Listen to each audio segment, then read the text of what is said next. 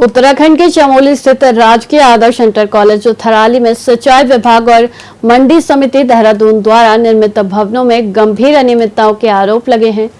शिक्षक अभिभावक संघ ने निरीक्षण के दौरान खुलासा किया कि मंडी समिति के निर्माणाधीन भवन में शौचालय के गड्ढे मानकों के विपरीत जमीन से ऊपर बनाए गए हैं। वहीं सिंचाई विभाग द्वारा बनाए गए भवन में रेलिंग नहीं लगाई गई है, जिससे वह आवारा पशुओं का अड्डा बन गया है। साथ ही घटिया दरवाजे भी लगाए गए हैं। ये भवन अभी तक विद्यालय को हैंडओवर नहीं हुए हैं, जिससे छात्रों और शिक्षकों को बरसात में भारी परेशानी हो रही है। संघ ने 2 वर्षों से पुराने भवन का मलबा न हटने पर भी कड़ा विरोध जताया है।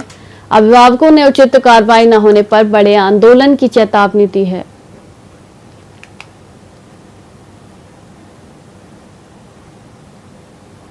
कार्यकारिणी की जो पीटी की कार्यकारिणी है उनकी बैठक बुलाई थी और उसमें हमारे 2 निर्माणाधीन बिल्डिंग है। एक खनन और न्यास से डीएम महोदय, जिलाधिकारी महोदय के द्वारा हमको प्रदत्त हुआ था। उसका कार्य लगभग पूर्ण हो गया, लेकिन अभी हमारे हैंड ओवर हुआ नहीं, तो उसके निरीक्षण किया गया। उसमें कुछ चीजें जो पीटी के द्वारा और जो खामियां हमको दिखी उन पे हमने विचार किया और वो प्रस्ताव के रूप में उनको हम सूचित कर देंगे। दूसरा, हमारे पास क्लस्टर स्कूल के तहत जो लैब तैयार हो रहा है उसको देखा गया, उसका निरीक्षण किया गया। उसमें तो कुछ जगहों पर बहुत ही खामियां पाएगी। कुछ गड्ढे ऊपर बने हैं जो प्लेंथ लेवल से ऊपर बने हुए हैं, तो सभी के द्वारा उनके जेई और उनके एई से बात की गई, हमारे अभिभावक संघ के अध्यक्ष और सदस्यों के द्वारा, तो उनको अवगत कराया गया कि ये विसंगतियां हैं कि इस बिल्डिंग को देखने के लिए कि क्या इसमें कोई दिक्कत तो नहीं है।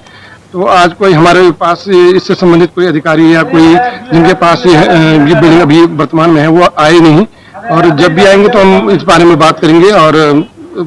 बात करने के बाद ही पता लगेगा कि क्या है इसमें। अंदर तो हम गए नहीं है इस बिल्डिंग के अंदर कि कहीं इसमें कहीं पानी का रिसाव तो नहीं है, क्योंकि बरसात लगातार 3-4 दिन रही है, क्योंकि अभी ताले लगे हुए इस बिल्डिंग पर। तो उसके बाद ही पता लगेगा कि ये बिल्डिंग जो है हैंडओवर करने लायक है कि नहीं है, और बाद में जो भी अन्य चीजें इसमें होंगी तो हम समय के साथ साथ करते रहेंगे इसके लिए। के संदर्भ में हमने अध्यापक और अभिभावक संघ की बैठक आहूत की, जिसमें इस बिल्डिंग की जो समस्याएं हैं, जो 2023 से इसका जो सिरा ढह गया था, उसके बाद ना ही मलबा हटाया गया और ना ही इस पर किसी प्रकार की कोई कार्य किया गया। और आज अभिभावकों ने फिर से चिंता जताई है कि बारिश का मौसम है और इसके चारों तरफ आप देख सकते हैं बैरिकेडिंग भी नहीं की गई और बच्चों की सुरक्षा को मद्देनजर रखते हुए आज जो अभिभावक संघ के लोग यहाँ पर आए थे, उन्होंने कहा है कि इसे बैरिकेड किया जाए, अन्यथा अगर इस बिल्डिंग के आसपास किसी के बच्चे आए और बिल्डिंग से किसी प्रकार की किसी को क्षति हुई तो उसकी जो संपूर्ण जिम्मेदारी है वो शासन और प्रशासन की होगी, क्योंकि पहले भी लगातार विद्यालय की तरफ से अभिभावकों की तरफ से सरकार को और संबंधित जो ये निर्माणाधीन भवन है, इसमें